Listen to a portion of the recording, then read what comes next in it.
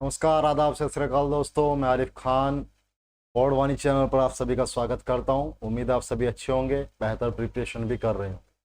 दोस्तों, जैसे कि आपको पता है, मैथ की जो क्लासेस चली हुई है एनसीईआरटी के अंदर, मैंने आपको चैप्टर बढ़ा दिया है 1.1 और 1.1 के अंदर जो चैप्टर के अंदर जो क्वेश्चन चल रहे हैं वो सेकंड क्वेश्चन में कंप्लीट करा चुका हूँ।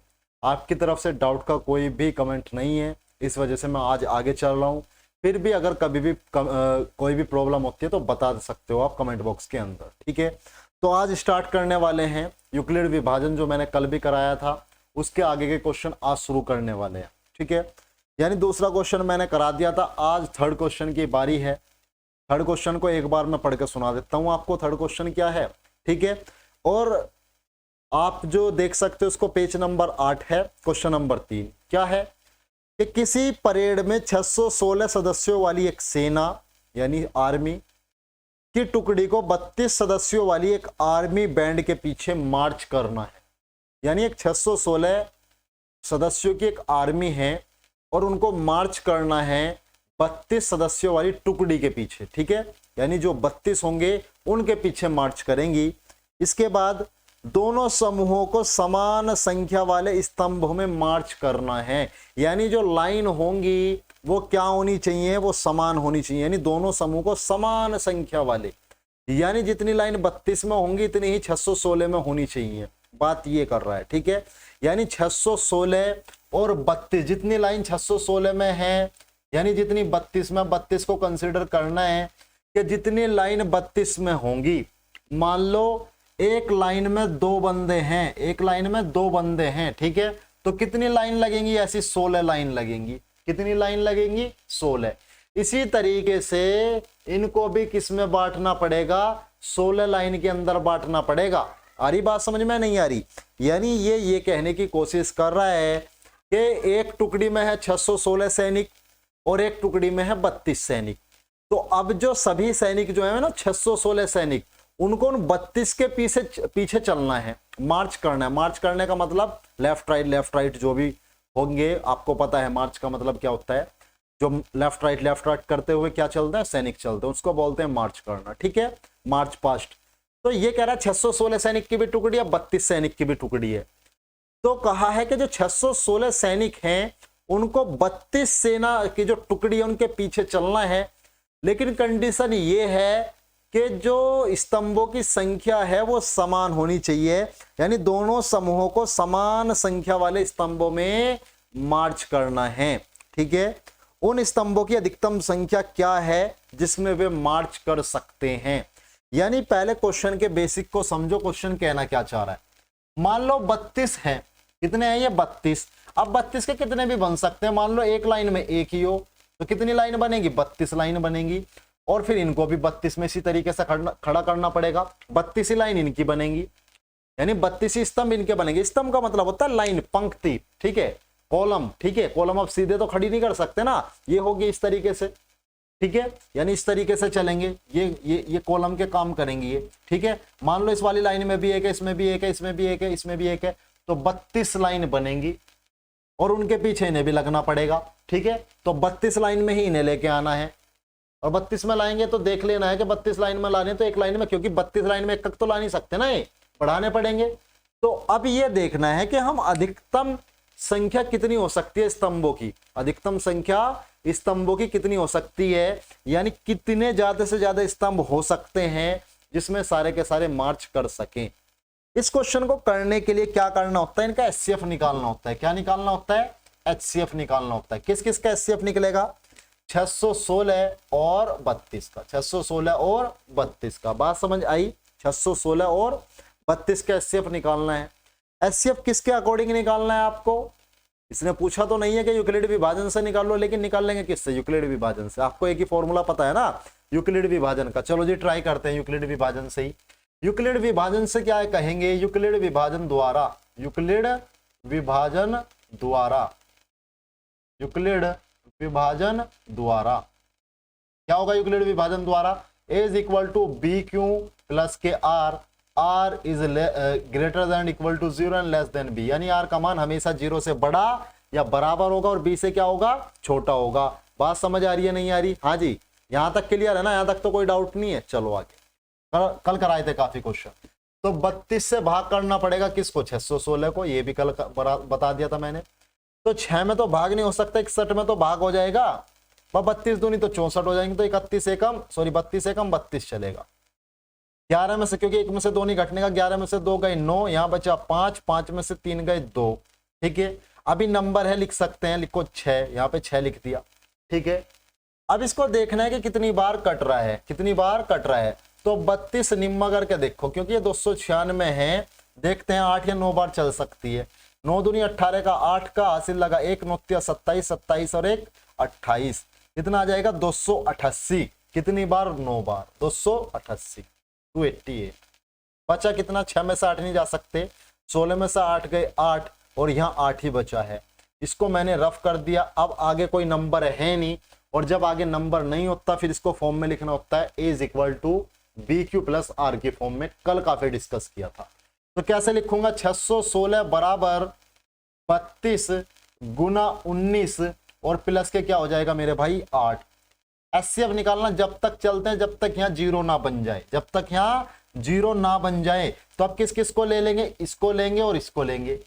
ठीक है, 32 को यहाँ लिखना पड़ेगा और 8 से भाग करेंगे। 8 से भाग करो भाई, 8 चौक 32 हो जाएंगे, 8 चौक कितना हो जाएगा 32, बच क्या जाएगा 0। तो 32 को क्या लिखेंगे, 8 गुना 4 प्लस के 0, प्लस के 0। और जब यहाँ 0 आ जाती है एचसीएफ क्या होता है, ये वाली संख्या एचसीएफ हो जाएगी। एचसीएफ कितना हो जाएगा 8 हो जाएगा, यानी 8 की मैक्सिमम स्तंभ 8 हो सकते हैं जिसके अंदर ये मार्च कर सकते हैं। अधिकतम संख्या स्तंभों की कितनी होंगी, 8 होंगी जिसके पीछे मार्च कर सकते हैं। ठीक है, यानी एक उसके अंदर कितने लाइन के अंदर हो सकते हैं वो आपको पता कर सकते हो। ठीक है, आ रही है बात समझ में नहीं, यानी मैक्सिमम स्तंभ 8 होंगे, 8 लाइनें होंगी इस तरीके से, 8 लाइनें। अगर 32 को, ये है ना 32, तो हर एक में इसमें भी 8 होंगे, इसमें भी 8 होंगे, इसमें भी 8 होंगे, इसमें भी 8 होंगे। अच्छा मैक्सिमम, ठीक है ठीक है, मैक्सिमम स्तंभ 8 हो सकते हैं, यानी 4 4 होंगे। इसके अंदर भी 4 होगा, इसके अंदर भी 4 होंगे, इसके अंदर भी 4 होंगे, इसके अंदर भी, यानी 32 तो ऐसे ही होंगे ना 4 4 करके। एचसीएफ 8 का मतलब है स्तंभ जो ये लाइन जो है 8 है, तो 8 लाइन के अंदर 32 को बांटना है तो 4 4 बटेंगे। इसी तरीके से उसके अंदर बांट सकते हैं। ठीक है, 8 स्तंभों के अंदर बांटना है ना इसको भी, तो 616 बटे 8 कर सकते हो आप। ठीक है, तो क्या करोगे कर लो, ठीक है कर सकते। बात समझ आ रही है नहीं आ रही, ठीक है, इस तरीके से करना होता है। इसको रफ कर दो, इसको रफ कर रहा हूं।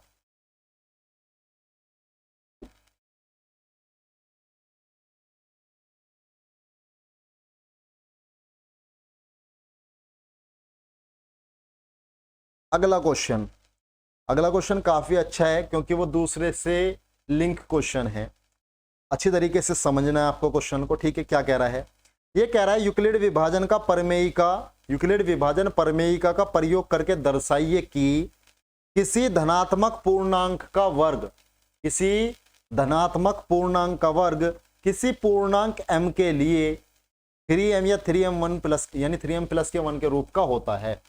क्या कहा, धनात्मक पूर्णांक का वर्ग। धनात्मक पूर्णांक होता क्या है, सबसे पहले तो ये बात, धनात्मक पूर्णांक क्या होता है, सबसे पहली बात तो ये पता होना चाहिए।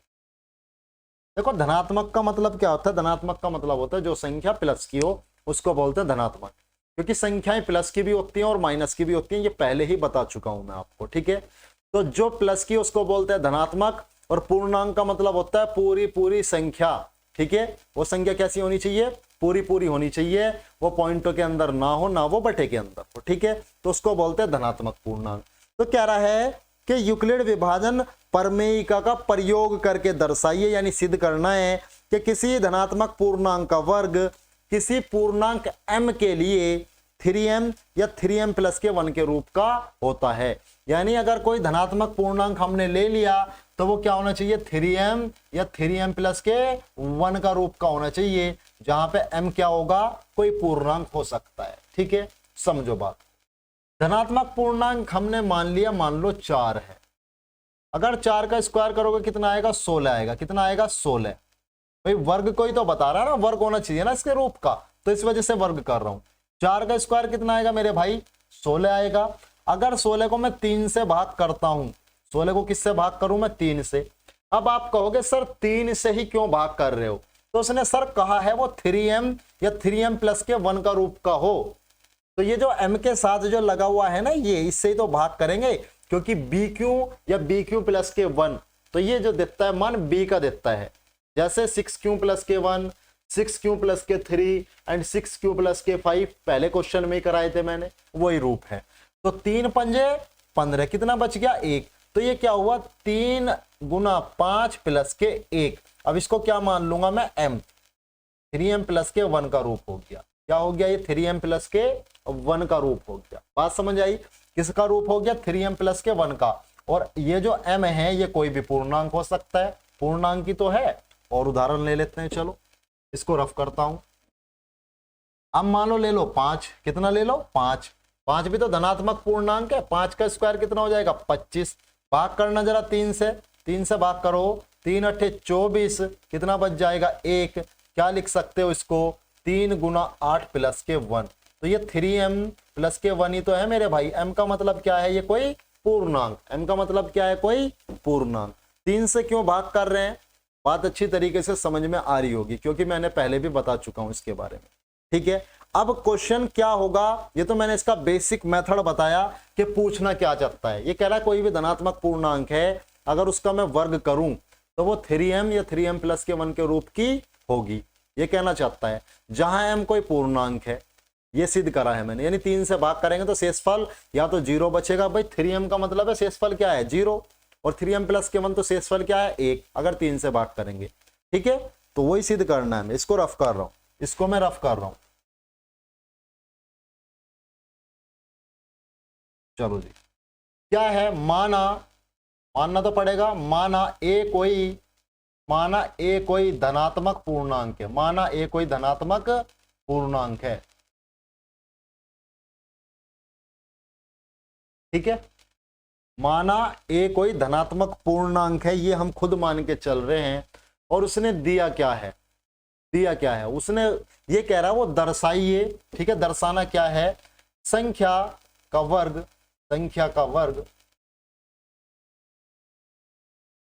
3m या 3m प्लस के 1 के रूप का होगा,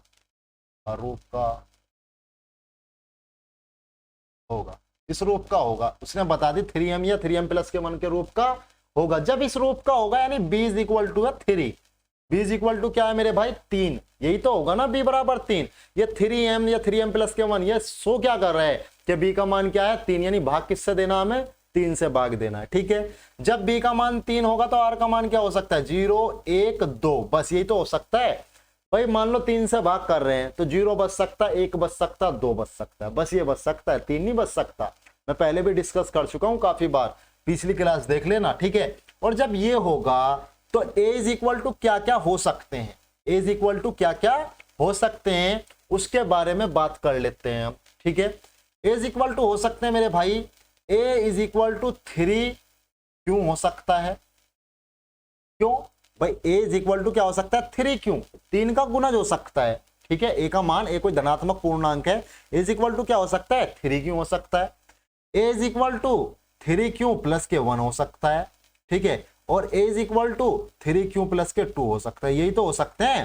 भाई ये नहीं बता रहा कि अगर b को 3 से भाग करेंगे तो रिमाइंडर 0 1 2 बच सकते हैं, उसने खुद बताया ना, संख्या का वर्ग 3m या 3m प्लस के 1 के रूप का होगा, यानी b से अगर भाग करेंगे तो 1 या 2 बचेंगे। तो मैंने क्या करा, b का मान 3 है तो r का मान 0 1 2 बच सकता है, 0 1 2 बच सकता है जब b का मान 3 होगा। तो a बराबर 3 क्यों होगा, या a बराबर 3 क्यू प्लस के 1 होगा, या a बराबर 3 क्यू प्लस के 2 होगा। मैंने प्लस में 0 नहीं लिखा, कोई लिखना वैलिड नहीं है, कोई ठीक से नहीं लगेगा, ठीक है ना। 0 को प्लस में रखना कोई अनिवार्य नहीं है, ना भी है तो 0 ही है। अब क्या करेंगे, वो कह रहा है संख्या का वर्ग, तो संख्या का वर्ग करेंगे, इसके अंदर से किन्हीं 2 को सोल्व कर लो, कोई प्रॉब्लम नहीं है, पूरे नंबर मिलेंगे। पहला सोल्व यो करेंगे, यानी a बराबर क्या मान लिया मैंने 3 क्यू, a बराबर क्या मान लिया 3 क्यू। जब a बराबर 3 क्यू हो गया, क्या करना है संख्या का वर्ग, यानी इधर भी a का स्क्वायर होगा और उधर भी 3 क्यू का स्क्वायर होगा, ठीक है। तो a का स्क्वायर हो जाएगा और 3 क्यू का स्क्वायर, यानी 3 क्यू गुना 3 क्यू, ये होगा ना स्क्वायर का मतलब। तो a स्क्वायर बराबर क्या हो जाएगा मेरे भाई मुझे 3 भार लेना है। क्या लेना है? 3 को भार लेना है। ये ऐसे कर लो, चलो ऐसे करो, 3 को मैंने भार ले लिया, क्यों गुना 3 क्यों एक साथ ले लिया। ऐसा क्यों किया? क्योंकि मुझे संख्या सिद्ध करनी है 3m या 3m प्लस के 1 के रूप की, तो मुझे एक 3 भार लेना पड़ेगा गुणज के अंदर। बात समझ आ रही है? ठीक है, तो इसी वजह से मैंने 3 क्यों प्लस 3 क्यों गुना 3 क्यों था, एक 3 भार ले लिया। चाहे इससे ले लो चाहे इससे ले लो, कोई फर्क नहीं पड़ता। तो इससे ले लिया मैंने, ये क्यों बचा गुना ये 3 क्यों बचा। तो ए स्क्वायर बराबर क्या आया? 3, और ये क्या हो जाएगा? 3 तो ऐसे ही रहेगा, क्यों का स्क्वायर हो जाएगा। क्या हो जाएगा? क्यों का स्क्वायर। अब इसको मान लूंगा मैं m, तो क्या हो जाएगा? ए स्क्वायर बराबर 3m, ए स्क्वायर बराबर 3m, और ये क्या हो जाएगा? m बराबर लिख देंगे, हमने m किसको मानना है? 3 क्यों स्क्वायर को। तो m क्या है यहाँ पे? पूर्णांक है। m क्या है बेटा? यहाँ पे पूर्णांक। बात समझ में आई या नहीं आई? हाँ जी। कहीं पे किसी को देखो a बराबर 3 क्यों था, वर्ग तो करना पड़ता ना, क्योंकि ये कह रहा है संख्या का वर्ग होना चाहिए 3m या 3m प्लस के 1 के रूप का। तो मैंने इसका वर्ग करा, ए स्क्वायर 3 क्यू का square, a square 3 Q Guna 3 Q. एक 3 भार इस वजह से लिया क्योंकि इस रूप में सिद्ध करना है, एक 3 तो भार चाहिए, तो मैंने एक 3 भार ले लिया। ये क्यों बचा गुना 3 क्यों बचा। ए स्क्वायर 3 कोमा के अंदर क्यू स्क्वायर हो गया 3। इसका काम नहीं है हमारा, इसको मैंने मान लिया m, और m इज इक्वल टू यानी बता दिया मैंने कि m बराबर क्या मानना है मैंने? 3 क्यू स्क्वायर। तो ये किसका रूप आ गया? धनात्मक पूर्णांक किसका वर्ग आ गया, यानी धनात्मक पूर्णांक का वर्ग किसके रूप का आ गया? 3m के रूप का आ गया। किसके रूप का आया मेरे भाई? 3m के रूप का आ गया। ठीक है, बात समझ आ रही है नहीं आ रही? यहां तक तो क्लियर होगा, कोई डाउट तो नहीं है किसी को? मैं इसको रफ कर रहा हूं, अगला क्वेश्चन करा रहा हूं। ठीक है, इसको रफ करके अगला क्वेश्चन कराता हूं। अगला क्वेश्चन क्या? अभी तो इसका एक पार्ट और रह रहा ना। ठीक है, ये इसका एक पार्ट था, इनके अंदर से 2 में से एक सिद्ध कर, यानी 3 है ना, कोई 2 सिद्ध कर लो, 4 हो 5 हो, सिर्फ 2 सिद्ध कर लिया करो। एक तो हमने ये सिद्ध कर लिया, दूसरा इन दोनों में से कोई सा कर लो। बताओ कौन सा कराऊं? ये करा दो सेकंड वाला, चलो सेकंड वाला करा दे। ए बराबर यानी ए का भी स्क्वायर होगा, इधर भी वर्ग करना पड़ेगा, 3 क्यू प्लस 1 का भी स्क्वायर होगा। अब ए का स्क्वायर तो ए स्क्वायर हो जाएगा, लेकिन इसका स्क्वायर क्या होगा? देखो एक फॉर्मूला आपने पढ़ा होगा, ए प्लस बी का होल स्क्वायर। वो क्या होता है? ए का स्क्वायर प्लस बी का स्क्वायर प्लस के 2ab। ए का स्क्वायर प्लस बी का स्क्वायर बराबर क्या होगा? ए का स्क्वायर प्लस बी का स्क्वायर प्लस के 2ab। आपने फॉर्मूला पढ़ा होगा।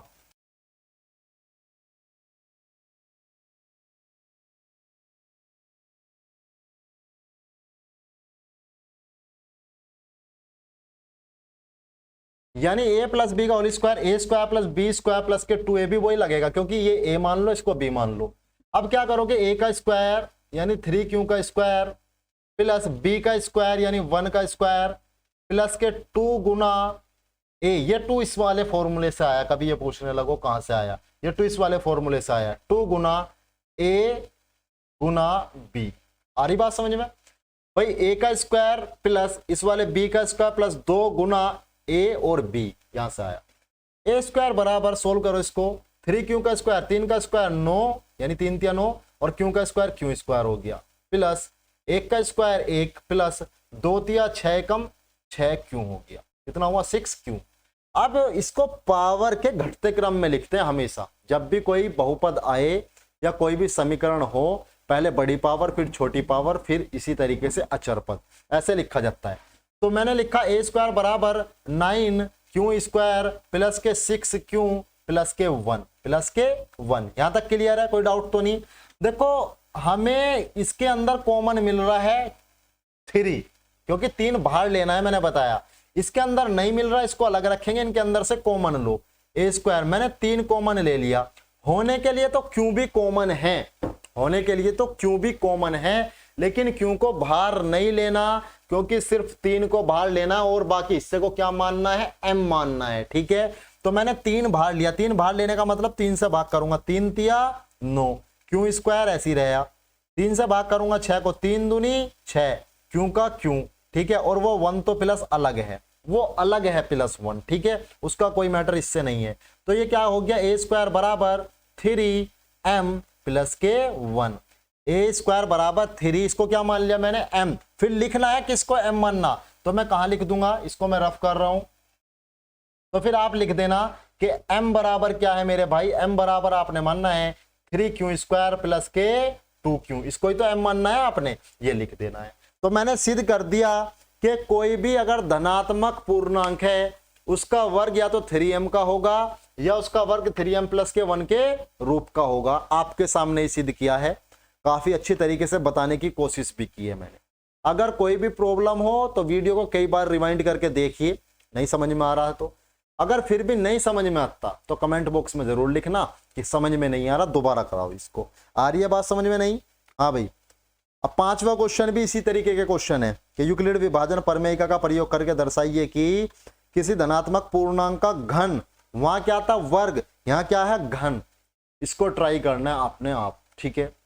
अगर मान लो फिर भी कोई प्रॉब्लम है, ये क्वेश्चन नहीं आता समझ में, तो मुझे बता देना कमेंट बॉक्स के अंदर कि 1.1 क्वेश्चन नंबर 5 ये नहीं हुआ, करा दीजिए सर। मैं एक्सरसाइज, अगली एक्सरसाइज स्टार्ट करने जा रहा हूं 1.2, अगली एक्सरसाइज स्टार्ट करने जा रहा हूं, ठीक है। बिल्कुल सेम टू सेम ऐसे ही है। वहां यहां पे स्क्वायर किया है, वहां पे क्यूब करना पड़ेगा, वहां पे क्या करना पड़ेगा, क्यूब करना पड़ेगा, ठीक है। ये आपका काम है 5th क्वेश्चन करना जरूर है दोस्तों, ठीक है, करना जरूर है।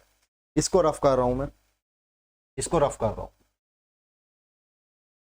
एक्सरसाइज 1.2 देखनी है, हर पॉइंट से 2 क्वेश्चन कराने हैं बस, ज्यादा क्वेश्चन नहीं।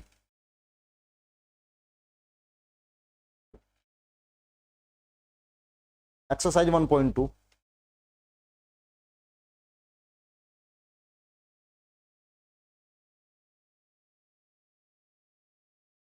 देखो क्या कह रहा है। यह कह रहा है निम्नलिखित संख्याओं को अभाज्य गुणनखंडों के गुणनफल के रूप में व्यक्त कीजिए। यानी 1.2 है, पेज नंबर है आपका 13। उसके अंदर पहला पॉइंट ये है कि निम्नलिखित संख्याओं का अभाज्य गुणनखंडों के गुणनफल के रूप में व्यक्त कीजिए। यानी कुछ संख्याएं दे रखी है, उनको तोड़ना है अभाज्य में। अब अभाज्य क्या होता है? अभाज्य मैंने पहले भी बताया था, जो संख्या अपने आप से कटे और 1 से कटे उसको अभाज्य बोलते हैं। स्टार्ट कहां से होती है? 2 से। 2, 3, 5, 7, 11, 13, 17, ये सारी कैसी हैं? अभाज्य संख्याएं हैं। तो अभाज्य में तोड़ना है बस, और कुछ नहीं करना। पहला क्वेश्चन है 140, 3 क्वेश्चन करा दूंगा मैं यहां से।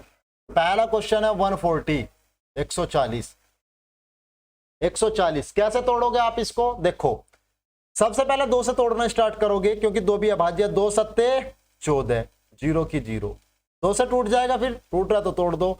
2 तिया 6, कितना बचा? 1, 10 हो गया। 2 पंजे 10। आपको पता 3 से नहीं टूटने का, 4 से चेक नहीं करना, क्योंकि 4 अभाज्य संख्या है नहीं। फिर किससे तोड़ोगे? 5 से। 5 सत्ते 35, फिर किससे टूटेगा? 7 एकम 7, ठीक है। अब ये इसका आंसर आ गया। लिखना कैसे देखो, 140 बराबर 2 गुना 2 गुना 5 गुना 7, आंसर, ये आंसर है इसका, ठीक है। इस तरीके से अभाज्य गुणनखंड किए जाते हैं। बहुत नॉर्मल लेवल है, कोई हार्ड लेवल नहीं है, ठीक है। क्वेश्चन आए हैं बोर्ड के अंदर, अब की बार भी क्वेश्चन आए हैं 1.1, 1.2, 1.3 एंड 1.4 मिला के 5 नंबर के क्वेश्चन थे। चेक कर सकते हो, ठीक है। 2022 का पेपर चेक कर सकते हो मैथ का आप, ठीक है। चलो जी अगला क्वेश्चन है 156। इसको खुद करना है आपको।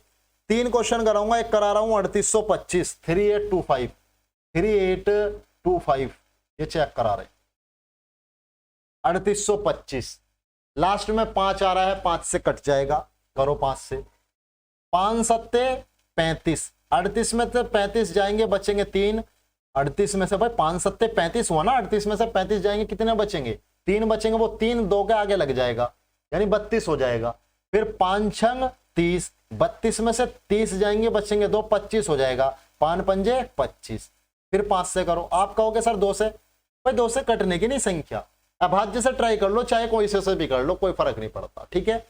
5 से करो, फिर 5 एकम 5, कितने बचे? 2, 26 हो गया। 5 पंजे 25, 26 में से 25 गया, 1 बचा, 15 हो गया। 5 तिया 15। अब किससे कर सकते हो? 3 से कर सकते हो, कोई दिक्कत नहीं, 3 से करो भाई। 3 पंजे 15, 3 एकम 3, फिर 3 से कट जाएगा। चलो 3 एकम 3, 2 बचे, 3 सत्ते 21। अब किससे कटेगा? 17 से कटेगा, ठीक है। अब किससे कटेगा? 17 से। कैसे लिखोगे भाई? 17 एकम 17 कट जाएगा ना। 3825 बराबर 5 गुना 5, भाई 5 गुना 5 गुना 3 गुना 3, 3 गुना 3 और गुना 17, गुना 17, इस तरीके से लिखा जाएगा आंसर, ठीक है, ये क्या है, इसके अभाज्य गुणनखंड है। क्या है मेरे दोस्तों, इसके अभाज्य गुणनखंड। बात समझ में आ रही है नहीं आ रही? हाँ भाई, बात समझ आ रही है या नहीं आ रही, ये बताओ। क्लियर है ना, कोई डाउट तो नहीं है? चलो ठीक ठीक है, एक क्वेश्चन और करा रहा हूं इसके अंदर से, कोई दिक्कत नहीं, एक क्वेश्चन और करा दूंगा।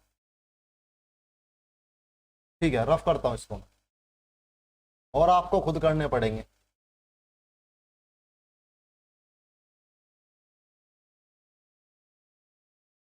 क्वेश्चन है 5005, 5005, 5 से कटेगा, लास्ट में 5 है, 5 एकम 5, 0 की 0, 0 की 0, 5 एकम 5। ठीक है, ये है। अब किससे ट्राई करोगे? 7 से ट्राई करके देखते हैं, चलो कटता है नहीं कटता। 7 से ट्राई करो, 7 एकम 7, 10 में 7 गए 3 बचे, 30 हो गया। 7 चौक 28, 30 में से 28 गए, कितने बचे? 2 बचे, 21 हो गया। 7 तिया, अब किसका नंबर है? 9 से तो नहीं काट सकते, अभाज्य नहीं है। 11 का नंबर आया, 11 से काटो, 11 एकम 11, 14 में से 11 गए 3 बचे, 11 तिया 33। अब किससे कटेगा? 13 से कटेगा, 13 एकम 13। तो गुणनखंड क्या हुए? 5005 के गुणनखंड हुए 5 गुना 7 गुना 11 गुना 13। बात समझ आई या नहीं आई? 5 गुना 7 गुना 11 गुना 13, ये इसके अभाज्य गुणनखंड थे। क्लियर है यहां तक? किसी को कोई डाउट तो नहीं है भाई? यहां तक बात समझ आ रही है नहीं आ रही? अब इसके जो क्वेश्चन बचे वो खुद करना, अगर नहीं होते, कोई डाउट होता है फिर भी, तो आप कमेंट बॉक्स में लिखना, करा दूंगा। ठीक है, जो क्वेश्चन नहीं करा रहा ना मैं, उनको ध्यान रखना, कर लेना जरूर। रफ करता हूं, सेकंड पॉइंट चलते हैं, सेकंड पॉइंट चलते हैं इसका। सेकंड पॉइंट क्या होगा? सेकंड पॉइंट देखो क्या दे रखा है, इसने दे रखा है कि पूर्णांकों के निम्नलिखित युग्मों को या युग्मों के HCF और LCM ज्ञात कीजिए, HCF और LCM ज्ञात कीजिए तथा इसकी जांच कीजिए कि दो संख्याओं का गुणनफल HCF गुना LCM है। दो संख्याओं का गुणनफल क्या है? HCF और LCM है। करते हैं, देखते हैं किस तरीके से होगा। 26 और 91, 26 और 91, इनका HCF और LCM निकालना है। क्या निकालना है? HCF और LCM। ठीक है, अब HCF के लिए यूक्लिड विभाजन प्रयोग कर सकते हैं, कोई दिक्कत बात नहीं, कोई दिक्कत वाली बात नहीं है, कर सकते हैं। ठीक है, कोई प्रॉब्लम वाली बात नहीं। लेकिन अगर उसने नहीं कहा ना कि यूक्लिड विभाजन से निकालिए, तो तरीके बहुत सारे हमारे, बहुत सारे तरीके हैं। ठीक है, चलो जी, किस तरीके से करेंगे? ठीक है, LCM क्या निकालना है? LCM और HCF, LCM और HCF। 3 क्वेश्चन है, एक ही क्वेश्चन कराने वाला हूं इसके अंदर। कितने क्वेश्चन है? 3 क्वेश्चन, एक क्वेश्चन कराऊंगा इसके अंदर, अगले वाले में भी 3 है, उसमें से भी एक ही कराऊंगा। ठीक है, चलो 3 में से एक ही कराएंगे। 26 और 91 का LCM और HCF निकालना और जांच भी करनी है उत्तर की। क्या कि जो दोनों संख्याओं का गुणनफल अगर कर दें और LCM HCF का भी गुणनफल कर दे, तो वो क्या होने चाहिए? दोनों बराबर होने चाहिए। चलो जी, 26 के गुणनखंड कर लो। कैसे करोगे? 2 से काट लो, 2 से कितनी बार कटा? 13 बार, 13 दूनी 26। और फिर किससे कटेगा ये? भाई 2 एकम 2, 2 तिया 6, फिर तो 13 से ही कटेगा ना। 13 एकम 13, यानी 26 को क्या लिख सकता हूं मैं? 2 गुना 13 लिख सकता हूं। अब बात करते हैं 91 की। 91 की 7 से कटेगा ये। भाई मुझे तो प्रैक्टिस है, आप देखना। 2 से कटेगा, 3 से, 4 से, 5 से, इस तरीके से। 7 एकम 7, 9 में 7 गए, 2 21 हो गया, और 7 तिया 21, फिर किससे कट जाएगा? 13 एकम 13। तो 91 का कितना आया है? 7 गुना 13 आया है, 7 गुना 13। ठीक है, ये आगे। अब सबसे पहले बात करते हैं HCF की। HCF कैसे निकलता है? HCF निकालने की देखो, HCF वो पार्ट होता है जो कॉमन हो दोनों में और बड़े से बड़ा हो, बड़े से बड़ा और कॉमन हो। तो कॉमन पार्ट है 13 इसके अंदर, यहां भी और यहां भी, और बड़े से बड़ा पार्ट है। तो HCF कितना हो जाएगा? 13 हो जाएगा। HCF कितना हो जाएगा? 13 हो जाएगा। बात करें LCM की, LCM क्या होगा? HCF तो समझ में आया ना, इसका गुणनखंड कर लिया और इसका गुणनखंड कर लिया।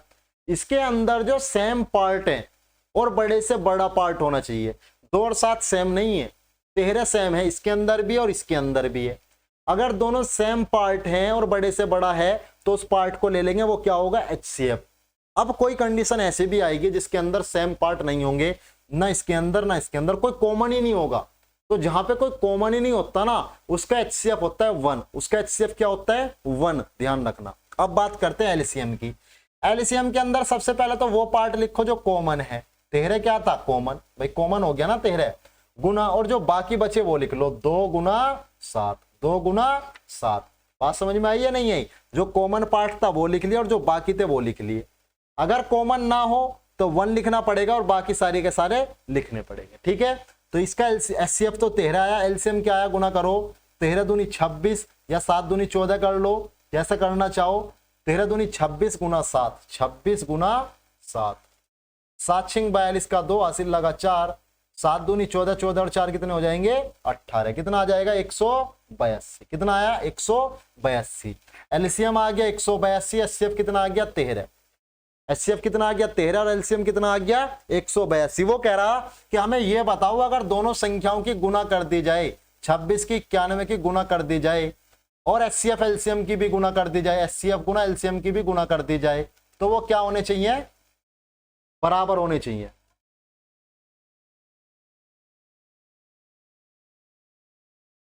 वो क्या होने चाहिए, बराबर, यानी 26 गुना 91 बराबर HCF गुना एलसीएम। अगर दोनों संख्याओं की गुना करें तो वो HCF और एलसीएम की गुना के क्या होना चाहिए, बराबर। तो 26 गुना 91 करेंगे। अब 26 गुना 91, 1 छिका 6, 1 दूनी 2 गुना 9 छिका 54 का 4 हासिल लगेगा 5 और 9 दूनी 18, 18 और 5 कितना होगा 23 हो जाएगा। 6 का 6, 4 और 2 6 और 23, यानी अगर दोनों संख्याओं की गुना करें तो कितना आएगा 2366 आ जाएगा। कितना आ जाएगा 2366। अब HCF और LCM की गुना करनी है। किसकी गुना करनी है, HCF और LCM। अगर HCF और LCM की गुना करके भी इतना ही आता है तो आंसर ठीक है, वरना अगर अलग आएगा तो आंसर क्या है, गलत है। तो क्या करेंगे 182 गुना 13 करेंगे। भाई HCF LCM यही तो है, HCF 13 और LCM 182, 3 दूनी 6, 3 अठे 24 का 4 का हासिल लगेगा 2, 3 एकम 3 और 2 5 गुना 1 दूनी 2, 1 अठे 8 और 1 एकम 1, 6 का 6, 4 और 2 6, 8 और 5 13 का 3 हासिल लगा 1 2, तो ये भी कितना आया 2366। दोनों बराबर आए ना, दोनों क्या आगे बराबर, तो आंसर बिल्कुल ठीक है। यानी HCF और LCM हमारे बिल्कुल ठीक है। जब LCM HCF ठीक है तो हमारी उत्तर की जांच भी ठीक है। बात समझ में आई है नहीं आई? भाई HCF LCM ठीक है तभी तो ये बराबर आए दोनों के दोनों, तो आपको इतना करना होता है इसके अंदर, ठीक है। बात समझ आई है नहीं आई? और दो क्वेश्चन है इसके अंदर, वो आप करोगे। एक क्वेश्चन और करा दूं, चलो एक और क्वेश्चन करा देता हूं। ये कह रहे एक क्वेश्चन और करा दो, ठीक है एक क्वेश्चन और करा देता हूं, इसको रफ करता हूं। कौन सा क्वेश्चन कराऊं बताओ? 510 और 92, चलो 510 और 92 कराता हूं, इसको रफ कर देता हूं मैं। 510 और 92, 510 और 92, 510 और 92। क्या करेंगे, 510 के गुणनखंड करो पहले, 2 से कट जाएगा, 2 दूनी 4, 1 बच गया 11 हुआ, 2 पंजे 10, 1 बच गया 10 हो गया, 2 पंजे 10। किससे कटेगा, 5 से कटेगा, 5 से काट लो, 5 पंजे 25, 5 एकम 5। किससे कटेगा, 3 से कट सकता था, वो भी 3 से कट सकता, काट लो इसको। 3 एकम 3, 2 बच गए, 3 सत्ते 21, अब किससे कट जाएगा, 17 से, 17 एकम 17। तो 510 बराबर क्या आएगा, 2 गुना 5 गुना 3 गुना 17। ये आगे 510 के गुणनखंड। बात समझ आ रही, किसके गुणनखंड आए, 510 के। इसके बाद किसके करने हैं, 92 के गुणनखंड करने। किसके, 92 के।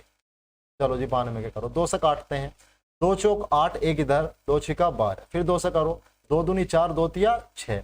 अब ये 23 तो 23 से ही कटने वाला है ना भाई, 23 किससे कटेगा, 23 से कटेगा, तो 23 से 23 कट जाएगा एक बार, क्योंकि अभाज्य संख्या। तो 92 बराबर क्या होगा, 2 दूनी 4 और 4 को किससे गुना कर देंगे, 23 से 92। चलो जी अब निकालते हैं HCF। क्या निकाल लेंगे इसका, HCF निकालते हैं। HCF कैसे निकलेगा, जो कॉमन पार्ट और बड़े से बड़ा हो। 2 कॉमन है, एक तो ये वाला कॉमन आ गया 2, चलो 5 है इसमें, इसमें नहीं है, 2 तो कॉमन आ चुका, 3 इसमें, ये 23 है ना कि 3, ऐसा मत कर देना 3 और ये 3 कॉमन कर दो ना, वो 3 है ये 23 है, यहाँ 17 या 17 नहीं है। तो सिर्फ कॉमन क्या आया है, 2 आया है। कॉमन क्या आया है, सिर्फ 2 आया। भाई कॉमन होना चाहिए, ठीक है, अगर बड़े से बड़ा पार्ट है लेकिन कॉमन नहीं है तो कॉमन नहीं ले सकते भाई। यहाँ तो बड़े से बड़ा पार्ट 23 है ना, लेकिन कॉमन तो नहीं है, वहां 17 है लेकिन कॉमन नहीं है, तो क्या करें? तो जो कॉमन है वो लो। तो कॉमन तो सिर्फ 2 है, 2 को कॉमन ले लिया। ठीक है, अब ये कॉमन आ गया, एचसीएफ कितना आया? 2। एलसीएम कैसे निकलेगा? देखो एलसीएम बराबर जो कॉमन पार्ट है एक तो वो लिख लिया, ये कॉमन पार्ट था ये लिख लिया। अब जो बाकी के बचे वो लिखने शुरू करो। 5 गुना 3 गुना 17 गुना 2 गुना 23, 2 गुना 23, इस तरीके से गुना कर लो। अब इसकी सारे की क्या होगा? 2 पंजे 10, 10 तिया 30 गुना 17 दूनी 34 और गुना क्या है वो 23, इस तरीके से लिखना पड़ेगा। ठीक है, जैसा गुना करना चाहो या आपस में गुना में एक साथ करना चाहो तो एक साथ कर लो भाई। 2 पंजे 10, 10 तिया 30, 30 लिख दिया मैंने, 17 दूनी 34 लिख दिया, गुना 23 लिख दिया। अब गुना करो, पहले इनकी कर लो। 30 गुना 34, 4 0 0, 4 तिया 12 कट, 3 0 0, 3 तिया 9, कितना आ जाएगा? 0 2 9 और 1 10, 1020। कितना आया इसका? 1020। और गुना 23 भी तो करना है अभी। क्या करना है? गुना 23 भी करना है। करो गुना 23 भी।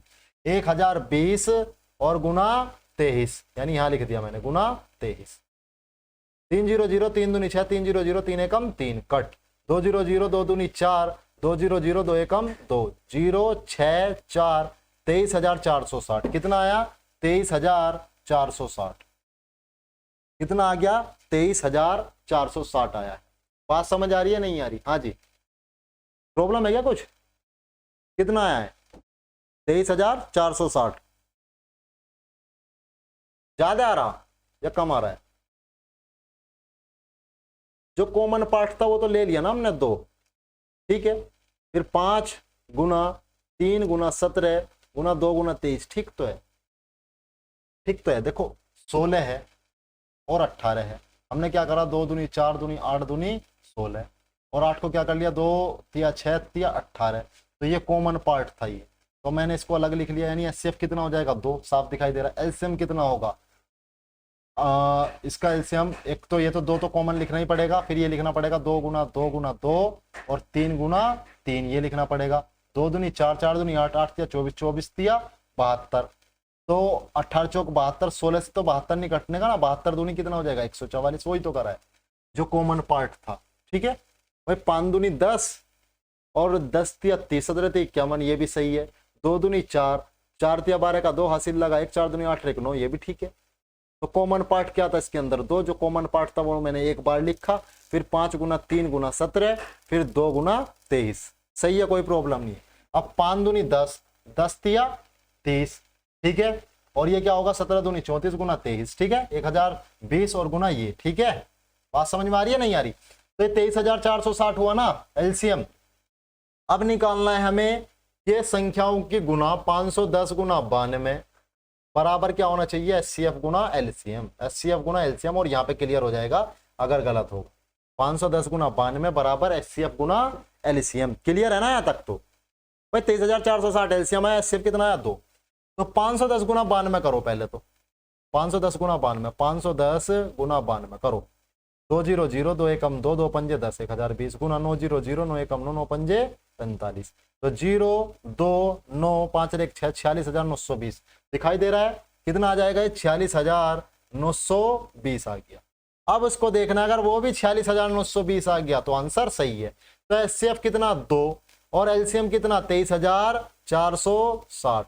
यही तो है ना एलसीएम। 2 0 0, 2 छिका 12 का 2 हासिल लगा, 1 2 चौक 8 1 9, 2 तिया 6, 2 दूनी 4। कितना आया? 46,920। दोनों पार्ट इक्वल हैं तो आंसर बिल्कुल करेक्ट है। ठीक है, यहां तक करना होता है। क्लियर है भाई?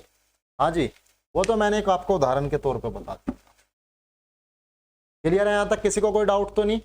हाँ जी, किसी को कोई डाउट तो नहीं है? यहां तक बिल्कुल क्लियर हो रहा ना? तो ये सेकंड क्वेश्चन था इसका। ये कौन सा था? सेकंड। अब थर्ड क्वेश्चन के अंदर भी क्या करना है? थर्ड क्वेश्चन में एक ही क्वेश्चन कराने वाला हूं मैं, बस थर्ड में एक ही क्वेश्चन कराऊंगा। इसको रफ कर देता हूं, इसको रफ कर दे।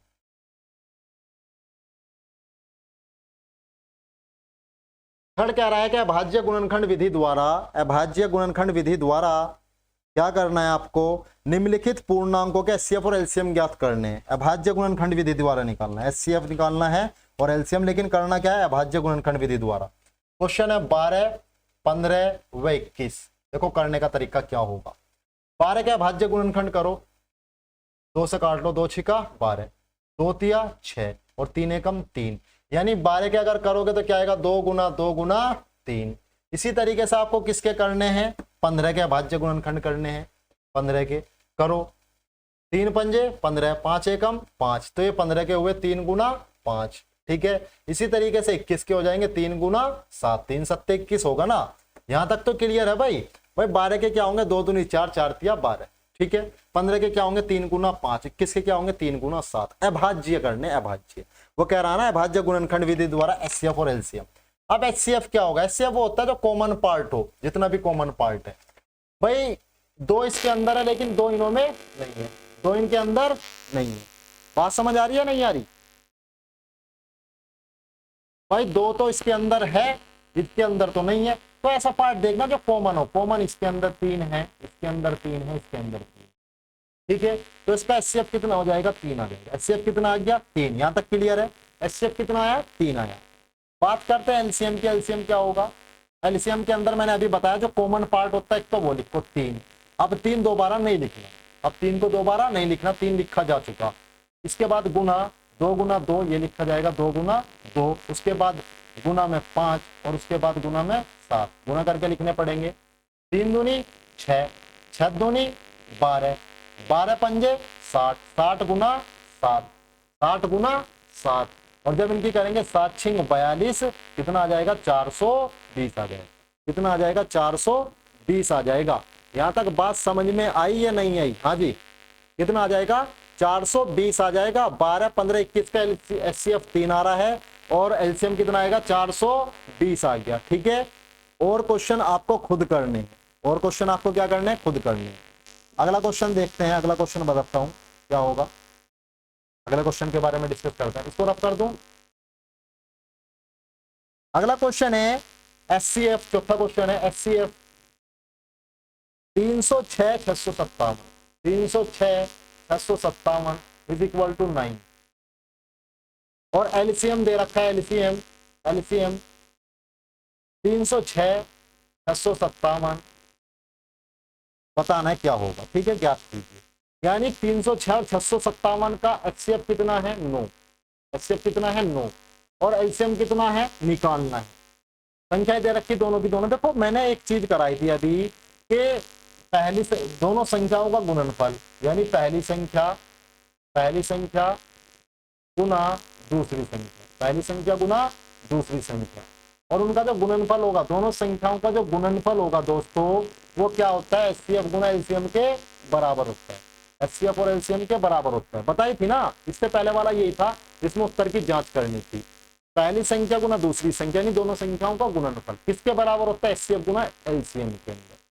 अगर इसके अंदर से 4 के अंदर से 3 चीज पता है, चौथी चीज निकाल सकते हैं। कैसे, पहली संख्या क्या है, 306, दूसरी संख्या कितनी है, 657, एचसीएफ कितना है, 9, एलसीएम निकालना है, एलसीएम एचसीएफ जो निकालना वो एक तरफ, बाकी को दूसरी तरफ लेता है।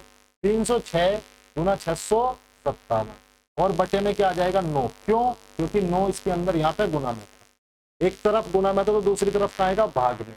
इसको क्यों लेके आए, क्योंकि एलसीएम का मान निकालना, वो तो बाकी एक तरफ रखना। चलो जी काटते हैं इसको। किस तरीके से कटेगा, 9 से काट लो इसको।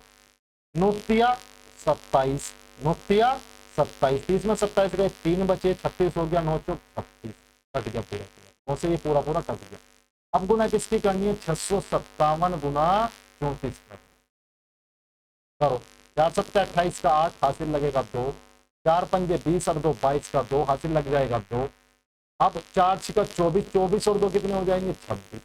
क्लियर हुआ ना, 4 सत्ते 28 2, 4 पंजे 20 2 22 2, 2 छिका 24 और 2 26, कट का निशान। 3 सत्ते 21 का 1 हासिल लगेगा 2, 3 पंजे 15 15 और 2 17 का 7 हासिल लग जाएगा 1, 3 छंग 18 और 1 8 का 8, 2 और 1 3, 7 और 6 13 का 3 हासिल लगा 1, 9 1 10 2 12 का 2 हासिल लगा 1, तो कितना हो जाएगा, 22,338। कितना आ जाएगा, 22,338। क्लियर हुआ यहाँ तक, हाँ जी, यहाँ तक डाउट क्लियर है ना, कोई दिक्कत तो नहीं है यार। 1.2 के मैक्सिमम क्वेश्चन हमने कर लिए, 2 क्वेश्चन बचे हैं। अब एक्सरसाइज अगली है 1.3।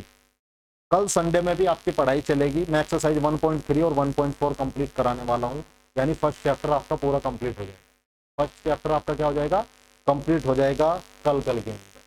अगर आपको वीडियो अच्छी लग रही है तो वीडियो को लाइक करें, चैनल को सब्सक्राइब करें। अगर कोई भी डाउट हो तो कमेंट बॉक्स में लिखना ना भूलें। किसी भी कोई भी डाउट हो प्लस माइनस या एचसीएफ एलसीएम के अंदर काफ़ी डीपली कराने की कोशिश की है तो ज़रूर लिखें और वीडियो को शेयर ज़रूर करें और चैनल को सपोर्ट करें। मिलते हैं कल, तब तक के लिए धन्यवाद।